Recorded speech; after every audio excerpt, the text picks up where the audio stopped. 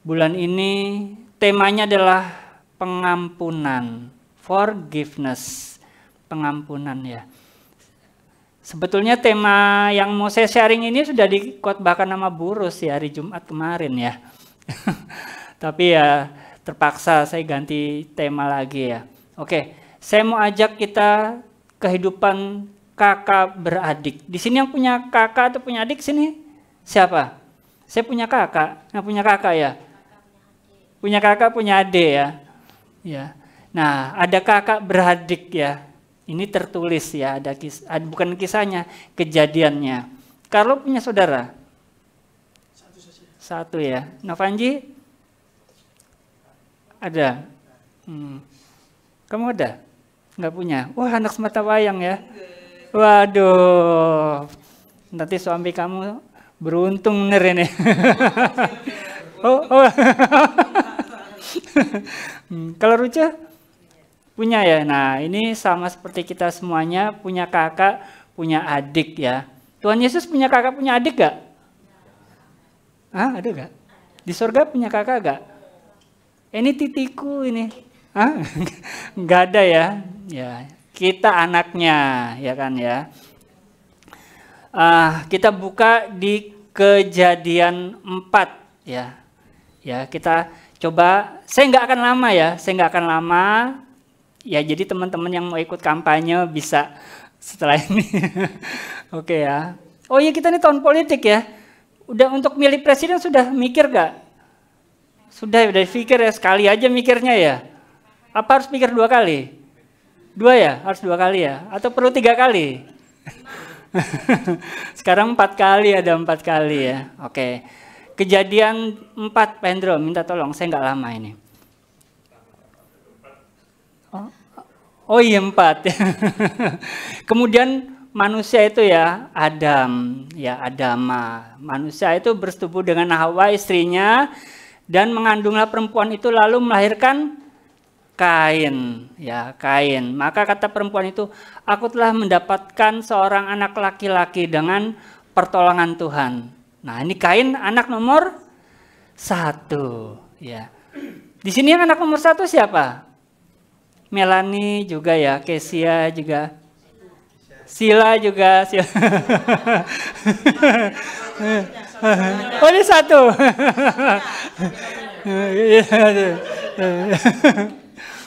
Niken juga ya, nomor 1 Niken ya. Oke ya. Nah ini anak nomor 1 namanya Kain ya. Ayat selanjutnya Pak Hendro. Selanjutnya dilahirkannyalah Habel, adik Kain. Habel menjadi gembala kambing domba, Kain menjadi petani. Saya 2 minggu lalu saya bilang sama istri saya kalau sharing saya mau mengurangi lucu-lucu ya kayak. Ya, saya lebih banyak marah-marah. Ayat 3-nya deh Pak Hendro. Setelah beberapa waktu lamanya Kain sama Habel ini beribadah. Kain mempersembahkan sebagian dari hasil tanah itu kepada Tuhan sebagai korban persembahan. Nah, tutup dulu Pak Hendro. Selama ini Bapak Ibu, saya juga ya. Korban persembahannya Kain itu apa sih? Sayur ya toh? Hasil tanaman. Terus kalau misalnya tembakau gimana? Rokok dong. Ya kan ya. Terus saya berpikir gini loh, kalau membakar pertanahan, hasil tanah, itu sama seperti orang nimbun rumput terus dibakar gitu kan. Kok kayak gimana gitu loh. Ya kan? Nah, saya mau tahu sebetulnya hasil tanaman apa yang dipersembahkan oleh Kain. Saya mau coba lihat. Bapak Ibu mau tahu gak apa yang dipersembahkan? Nah, saya sudah ambil dari arti bahasa Ibrani yang ditulis oleh Musa sendiri. Ini Musa yang nulis ini. Oke, minta tolong gambar 1 Pak Hendro. Apa sih yang dipersembahkan? Hasil tanamannya. Yang dipersembahkan adalah buah. Ternyata buah. Tutup Pak Hendro. Ternyata buah. Jadi bukan jengkol. Di sini ada yang suka jengkol ya? Iya. Saya kalau sama istri saya pulang kantor, itu kita biasa lewat jalan Bogowonto ya sayang ya. Musi ya. Lampu merah itu ada sungai. Udah sering sekali. Mungkin seminggu 2 kali. Itu sungai itu bau pete. Bener ya, bau pete. Karena kita naik sepeda motor banyak. Itu bau pete ini pabrik pete atau apa. Bau pete ya. Kan nggak mungkin ya. Sorga, kok bau pete ya, gitu kan ya. Nah, ternyata yang dipersembahkan oleh Kain itu adalah buah, ya buah. Sekarang ayat selanjutnya Pak Hendro. Habel juga mempersembahkan korban persembahan dari anak sulung kambing domba. Jadi anak sulung ternaknya, ya anak sulung yang pertama, yakni lemak-lemaknya. Maka Tuhan mengindahkan Habel dan korban persembahan. Tutup ya, di sini ada lemak-lemaknya. Jadi ini daging-daging dan lemaknya yang dibakar buat Tuhan. Kejadian 4 ayat 4 Pendro. Habel juga mempersembahkan korban persembahan dari anak sulung kambing dombanya, yakni lemak-lemaknya. Maka Tuhan mengindahkan Habel dan korban persembahan. Jadi satu buah, yang satu lagi daging dan lemak-lemak bahasa aslinya. Kata mengindahkan, tadi ada kata mengindahkan, coba buka lagi Pendro. Nah, kata mengindahkan, Tuhan mengindahkan, tutup Pendro. Saya minta maaf, saya belum capture arti bahasa sesungguhnya. Jadi kata indah ini adalah Tuhan terkejut bahagia. Jadi Tuhan wow, gitu ya. Tahu gak Bapak Ibu? Saya jujur, saya tidak tahu buah apa yang dipersembahkan oleh Kain. Tapi saya tahu ada lemak dan daging yang dipersembahkan. Sulung. Ini merecreate, merekonstruksi kejadian di Taman Eden. Ketika manusia mengambil buah dan mereka saling berbagi.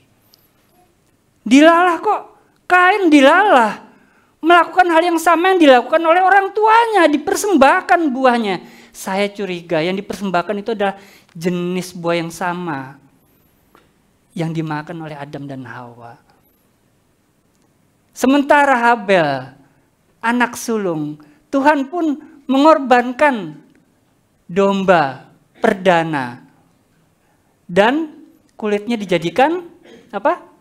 Pakaian. Terbalik dengan Habel. Kain dan Habel. Ini merekonstruksi peristiwa Taman Eden. Wah, kok bisa begini ya? Maka itu wajar. Tuhan tidak tertarik dengan tema-tema yang dibawa oleh Kain. Kebenaran. Konsep-konsep yang diusung oleh si ular. Wah, ini kan konsep si ular, kenapa dia melakukan hal yang sama? Tuhan jauh lebih tertarik anak sulung dombanya yang dipersembahkan. Wah, ini dalam tracknya Tuhan ini. Ya Bapak Ibu ya, ayo kita sama-sama, kita akrab dengan pola pujian penyembahan. Ya, pola pujian penyembahan. Biarlah darah Kristus dilibatkan dalam kehidupan kita. Anak sulung domba yaitu Yesus sendiri. Kulitnya enggak dibakar. Paham Bapak Ibu? Yang satu mempersembahkan buah, yang satu mempersembahkan daging dan lemak. Oke ya. Sekarang ayat selanjutnya Pak Hendro. Tetapi Kain dan korban persembahannya tidak diindahkan. Lalu Kain menjadi sangat panas dan mukanya muram. Kalau saya lihat di sini mukanya nggak ada yang muram ya. Coba lihat deh kiri kanan ya. Nah, mukanya nggak ada yang muram ya. Apa namanya? Blowing.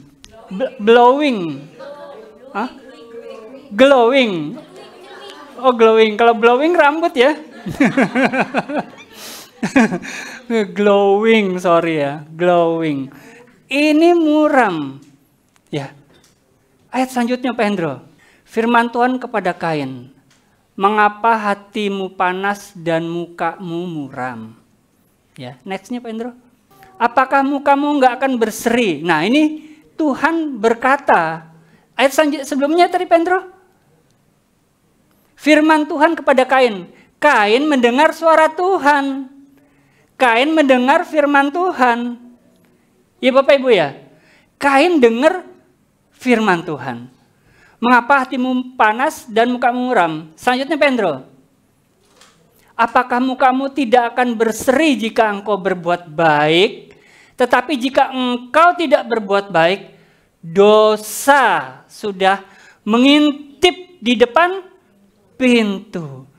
Ia sangat menggoda engkau. Tetapi engkau harus berkuasa atasnya. Ini baru mendengar firman Tuhan. Soalnya Tuhan, saya percaya Tuhan tahu. Ini ada masalah ini. Si Kain ini pasti akan jahat kepada Habel. Ya Bapak Ibu ya. Coba ayat selanjutnya Pendro. Kata Kain kepada Habel adiknya apa? Marilah kita pergi ke. Ini mau diapain nih? Diajak retreat. Hah? Diajak doa. Makan rawon. Mau diapain sih kira-kira ini? Mau dibunuh ini. Baru aja dia mendengar firman Tuhan. Karena Tuhan tahu ini mau dibunuh nih adiknya. Setelah mendengar firman Tuhan tetap dilakukan enggak? Tetap dilakukan. Baru dengar firman Tuhan. Baru aja mendengar khotbah. Baru aja datang ibadah. Baru ngasih kolekte, ngasih pelayanan. Baru aja beribadah, dengar khotbah, puji-pujian, pulang sudah berbuat dosa lagi. Di gereja udah diajarkan oleh firman Tuhan hidup kudus. Ayo hidup kudus. Jangan berbuat dosa. Keluar gereja berbuat dosa. Saya pun seperti ini. Saya harus mendisiplin hidup saya di dalam Tuhan. Bapak Ibu mau nggak juga sama-sama saya? Mau ya? Jangan sampai kita, wah biasa, sorry ya, meso.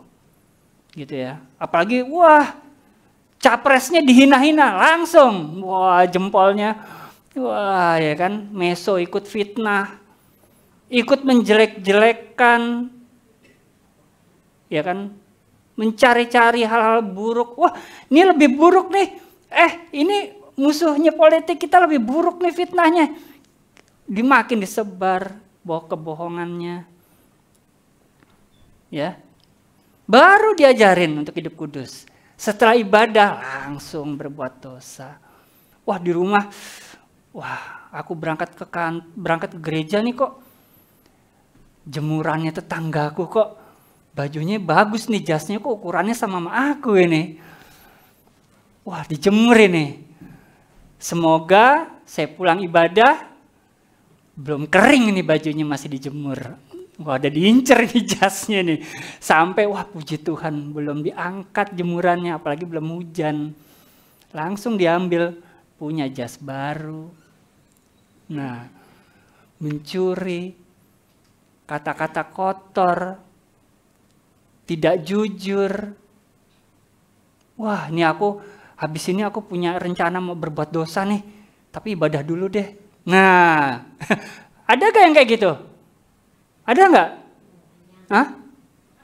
Banyak kan? Ya, banyak kan? Ayo kita setelah dengar firman, pulang, stop. Ya Bapak Ibu ya. Jangan makin jahat, jangan memelihara dosa. Ayat tadi Pak Hendro, marilah kita ke padang. Ketika mereka ada di padang, tiba-tiba Kain memukul Habel. Adiknya lalu membunuh. Tuhan bilang apa? Jangan membunuh. Orang yang membunuh orang lain, musuhnya langsung Tuhan. Musuhnya langsung Tuhan. Ya. Orang membunuh diri sendiri, musuhnya langsung Tuhan. Ya Bapak Ibu ya. Ayat selanjutnya Pak Hendro. Firman Tuhan kepada Kain, di mana adikmu? Jawabnya, aku nggak tahu. Apa aku penjaga adikku? Nah, ini manipulatif. Pelaku ngaku jadi korban. Kok aku diberi tanggung jawab menjaga adikku? Bapak Ibu tahu nggak latar belakang kenapa ditolak? Nanti di Ibrani saya mau ajak kita semua baca. Bahwa Tuhan itu sangat suka dengan persembahan Habel.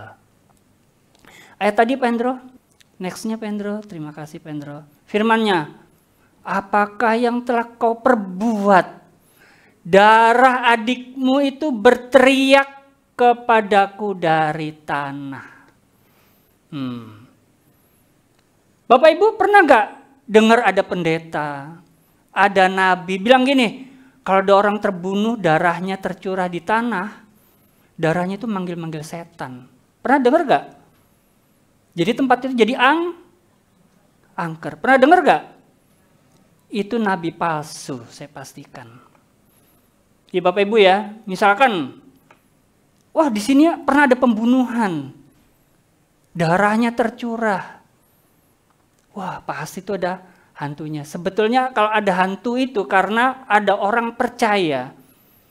Iblis senang menempatkan posisi di tempat-tempat yang bisa dihormati.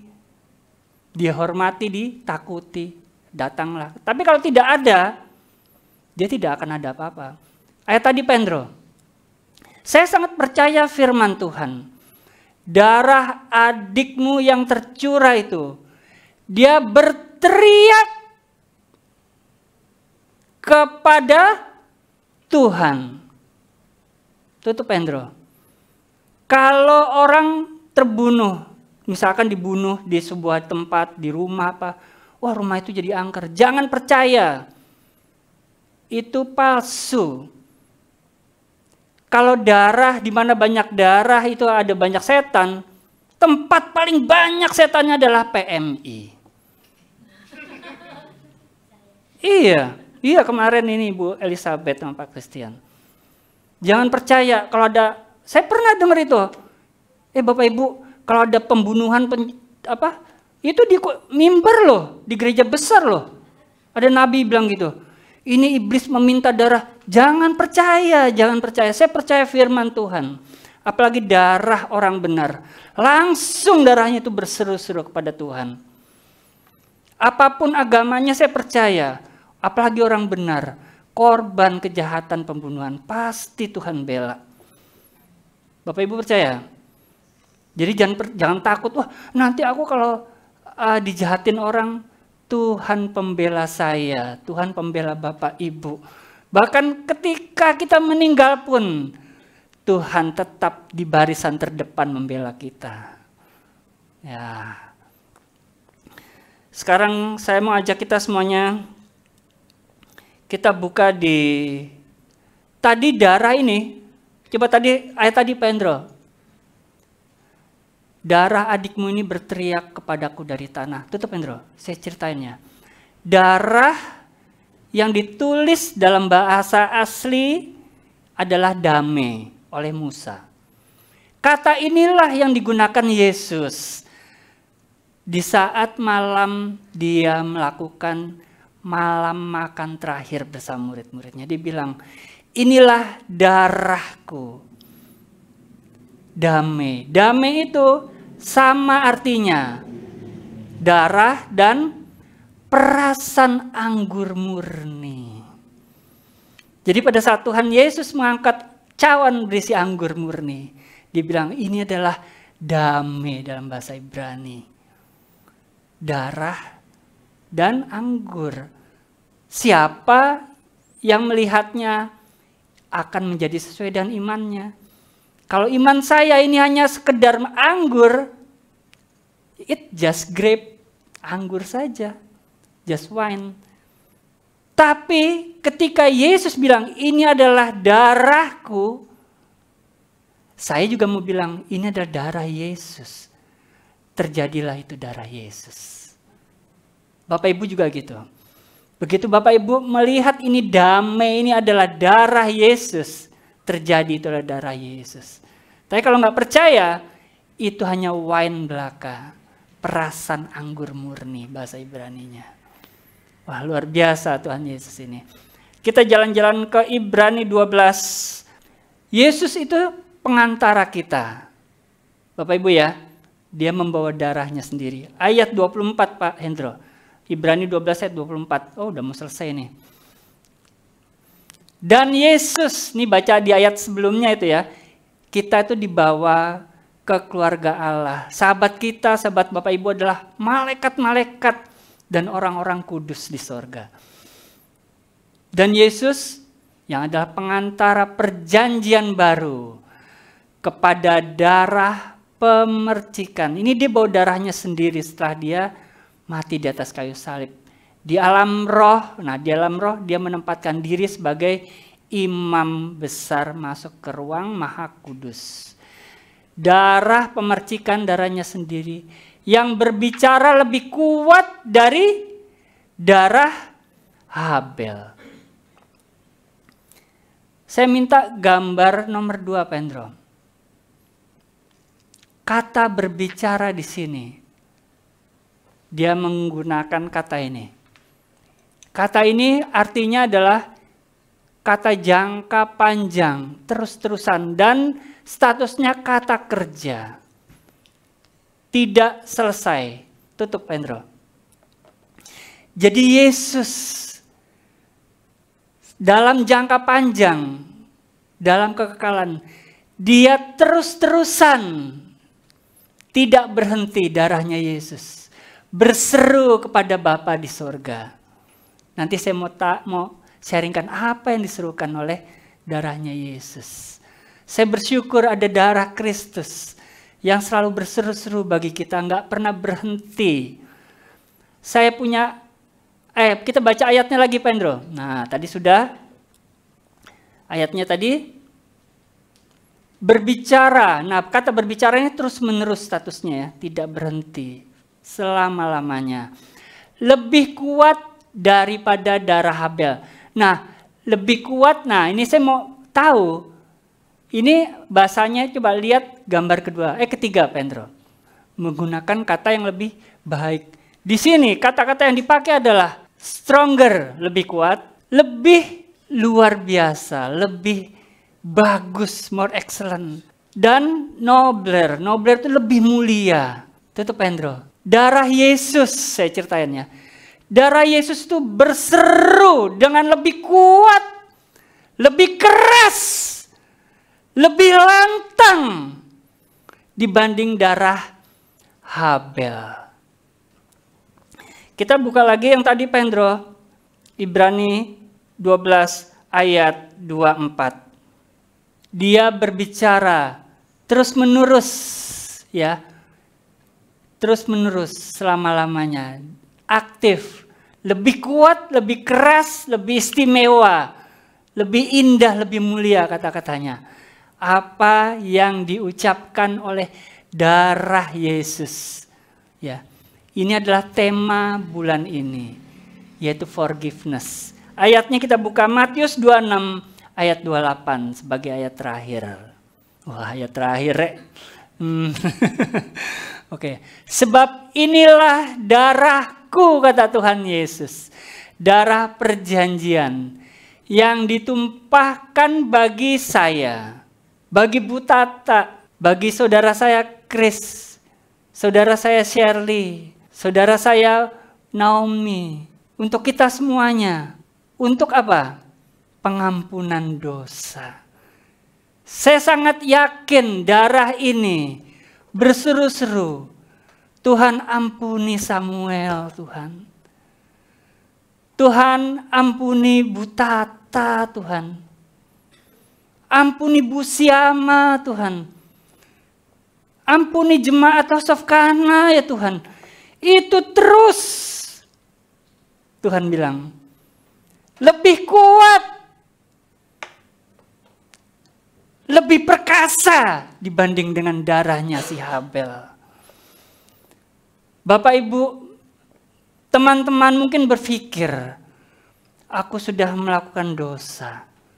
Aku sudah berpacaran dengan cara yang gak benar. Aku sudah bergaul dengan cara-cara yang gak benar. Aku sudah berbisnis dengan cara yang gak benar. Kita sudah meminta ampun, itu luar biasa.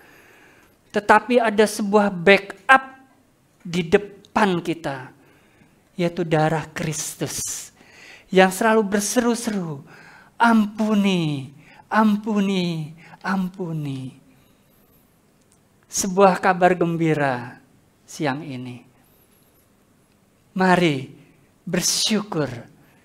Jadikan kita rendah hati. Oh, aku udah diampuni dosaku. Darah Kristus selalu berseru-seru memohon pengampunan kepadaku. Aku mau tetap berbuat dosa. Aku mau berbuat dosa dengan handphoneku. Aku mau berbuat dosa dengan temanku. Dengan tubuhku. Loh, stop, jangan.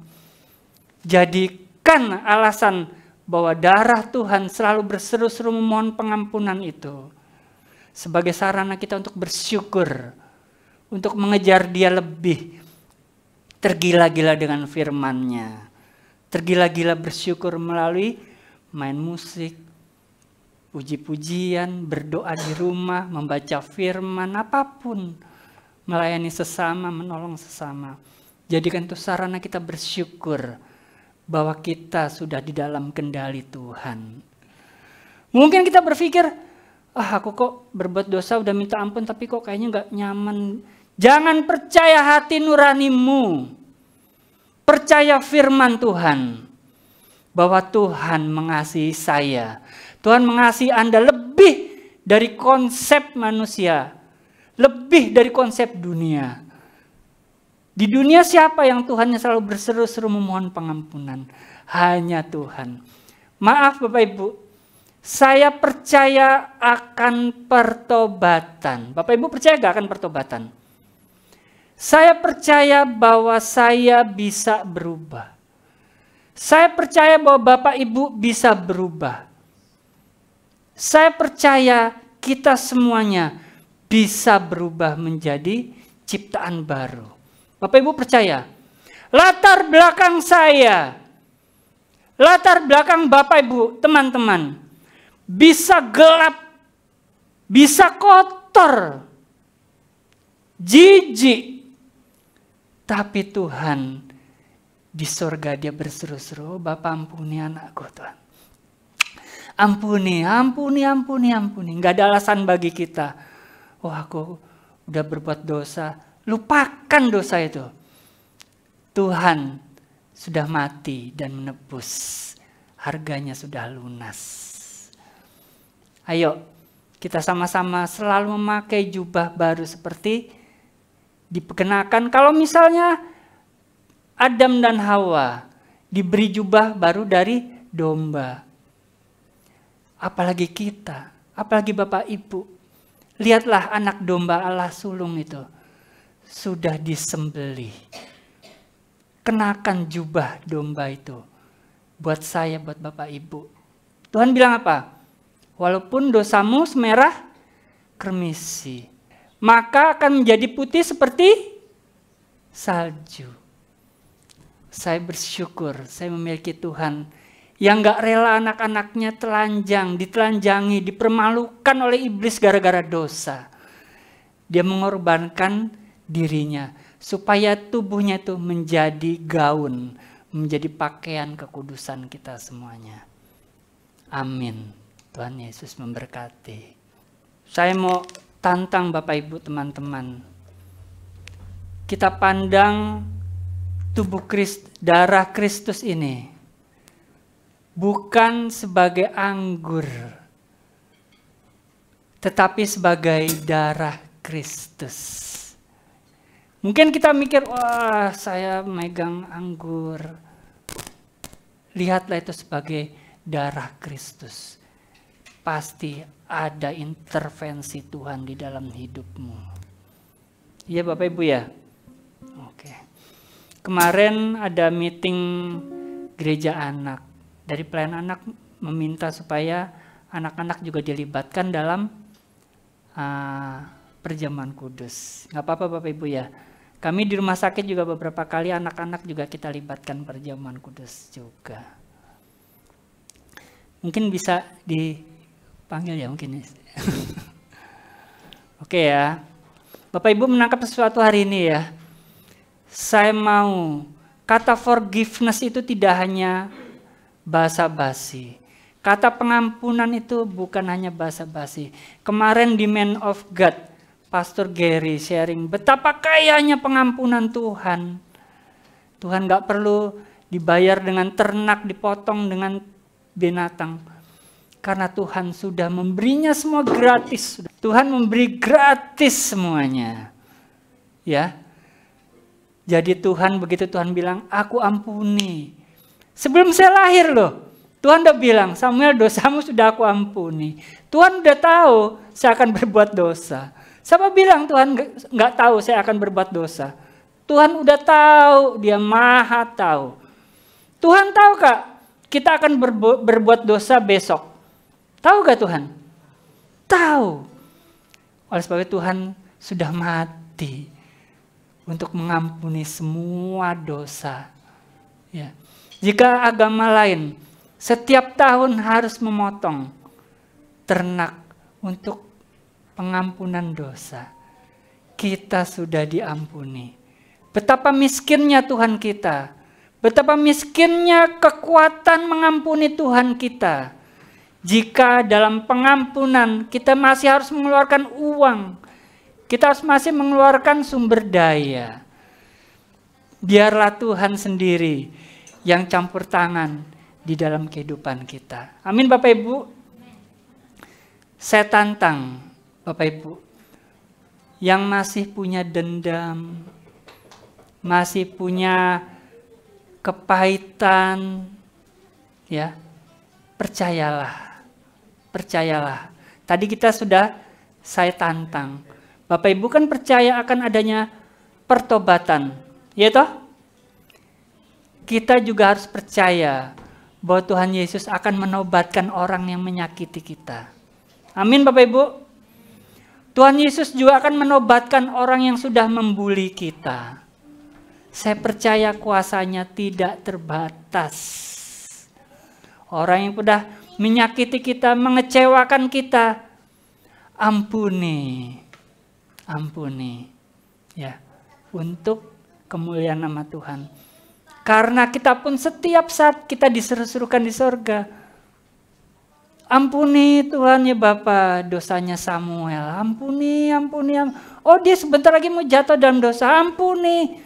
Itu mendorong saya, mendorong Bapak Ibu untuk semakin hati-hati dalam menjalani hidup. Oke ya. Mau Bapak Ibu ya? Kita tobat massal. Ya, kita mau mengampuni. Mungkin nih orang setiap kali ketemu mukanya ini nyebelin. Mungkin oh Tuhan nih aku kayak nama Habel nih mau aku ajak ke tanah lapang aja. Ya, tapi kali ini kita mau mengampuni. Mau Bapak Ibu ya? Seberapa jahatnya orang pada kehidupan kita. Seberapa jahatnya orang melukai kita. Ampuni di dalam nama Tuhan Yesus. Bulan ini Februari, biarlah tema ini boleh menjadi rema buat kita semuanya. Ayo kita tutup mata yuk. Bapak Ibu yang mau mengampuni sesama, mengampuni orang tua, mengampuni pasangan, anak-anak, mungkin teman kerabat, teman pelayanan, lepaskan pengampunan. Biarkan kau merasakan leganya bernafas di dalam Tuhan. Wah si A ini selalu membuli aku. lepaskan pengampunan. Yang mau mengampuni. Saya pernah baca bahwa setiap orang itu pasti punya seseorang yang pernah menyakiti. Saya pernah baca. Jadi saya asumsikan kita semuanya pernah dikecewakan. Kita pernah dilukai. Termasuk saya. Bapak Ibu yang mau mengampuni, taruh tangan di dada. Yang mau mengampuni, taruh tangan di dada. Tuhan Yesus, Engkau lihat kami yang menaruh tangan kami di dada ya Tuhan. Kami mau mengampuni, karena kami sudah diampuni di surga Tuhan. Terima kasih Bapak, terima kasih. Kiranya Tuhan, kuasa pengampunan-Mu Tuhan boleh terjadi di atas kami. Jika kemarin Tuhan firman mengingatkan kami, jika kami mengampuni orang lain maka kami pun akan diampuni. Terima kasih Tuhan bahwa Engkau sudah mengampuni kami, demikian juga kami mau mengampuni orang lain. Biarlah proses penyucian ini Tuhan Engkau kerjakan sendiri dalam kami. Dan kami berdoa untuk mereka yang telah mengecewakan kami, orang yang telah melukai kami di dalam nama Tuhan Yesus. Engkau berkati mereka. Engkau berkati keluarganya Tuhan. Engkau berkati keuangannya, kesehatannya. Engkau berkati juga Tuhan rumah tangganya. Biarlah Tuhan Engkau meteraikan juga keselamatan jiwa mereka. Jangan sampai mereka terhilang. Terima kasih Bapak, sebentar kami memakan tubuh dan darah-Mu. Biarlah kami memandang ini adalah tubuh-Mu sendiri dan darah-Mu sendiri. Dalam nama Tuhan Yesus, haleluya. Amin.